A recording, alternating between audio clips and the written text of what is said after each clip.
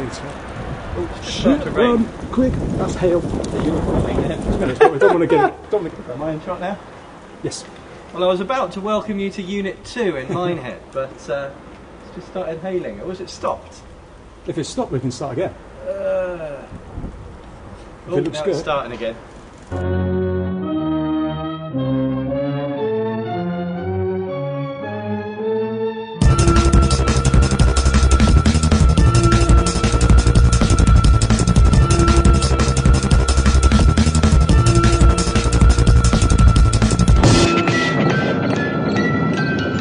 To get you, Barbara.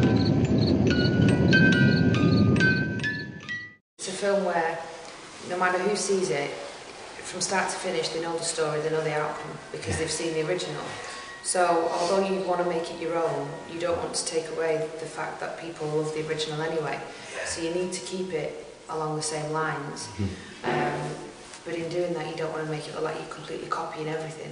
All the other horror films are kind of, you know, they've had their remakes and something, like, and we want to do, it's great to do a true remake and actually, you know, a proper, authentic remake, true to the original, keeping the spirit of the original. Definitely. 3D, don't forget the 3D part. This new version ties very closely to the old version. It does, yeah. There's not much like change in it, only like modernising it for modern viewers. I think a lot of people appreciate that.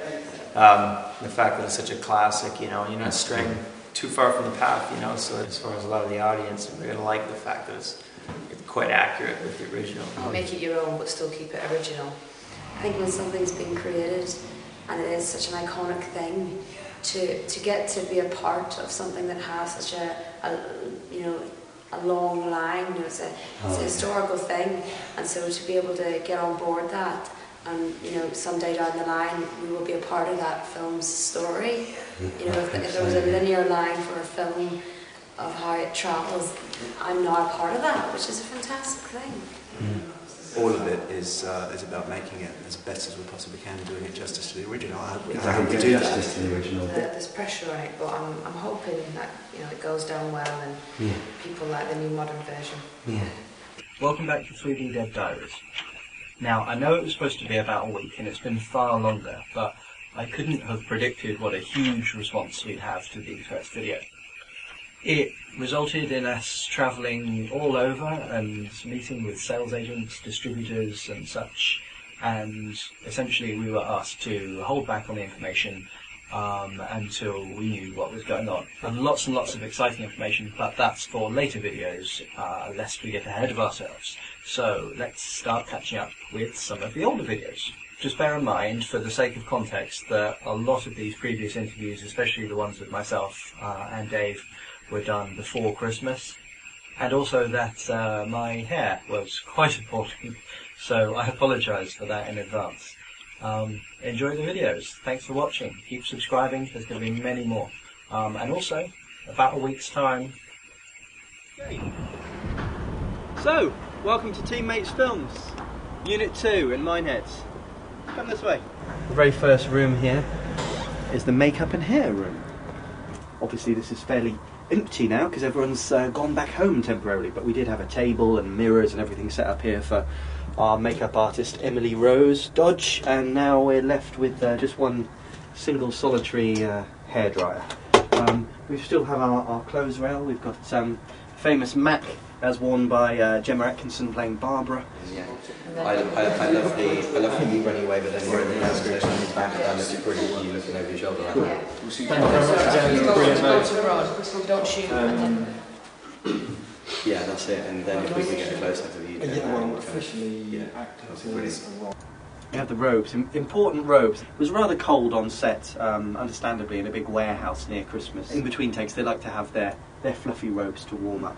What else do we have still in this room? We have Gemma Atkinson's shoes, and by the look of it, Gemma Atkinson's tights. I think we're getting close to Christmas. I'm a bit tight on money. Maybe I should sell these on eBay, as some interesting people might be interested in her shoes. We also, by the look of it, we have Nathaniel Francis, who played Ben. We have his shoes as well. I don't know whether they'd raise quite the same amount of money as Gemma Atkinson's. I'm quite sure.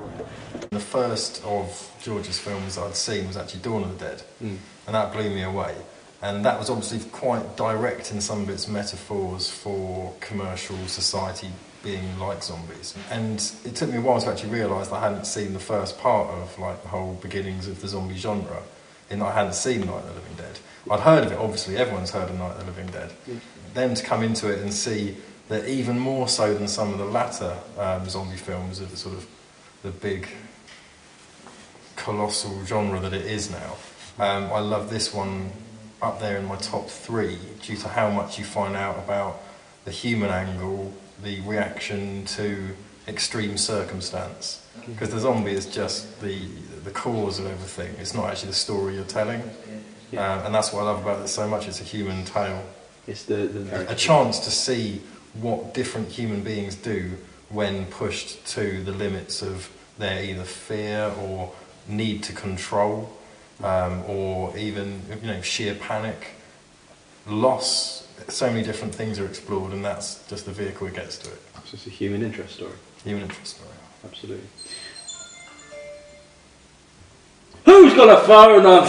I'm gonna fire you, you industrial sink, whereby we do all the washing up and get our hot water to clean off all the zombies after their makeup's been prosthetically done. He is going to have a cool gash, yes. Season's greetings, because of course we're nearly at Christmas now, and it's best to shoot a zombie film at Christmas time because it helps you get in the mood. You know, you think Christmas, you think zombies.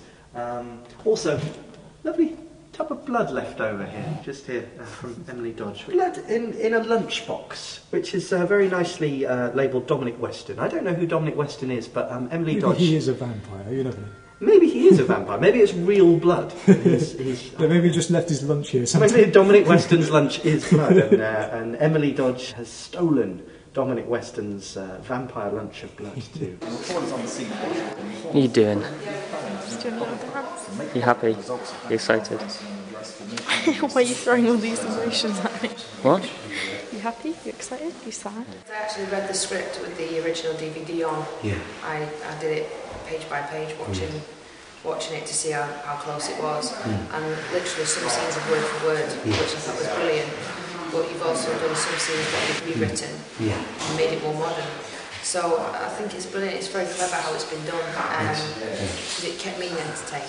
Because there was bits in the film and I was like, oh, that's not happened, and I was kind of going through and finding, oh, it's now. So yeah, it's how the two have been combined, and I think you've done it really well. And like you say, it's respecting the first one, the original one, but making this one an entertainment as well as we know what's going to happen type thing. Hopefully grabbing a new audience. I mean, absolutely. That ultimately would be the aim, wouldn't it? Yeah, and then maybe some of that new audience will go back and watch the original as well. Yeah, exactly.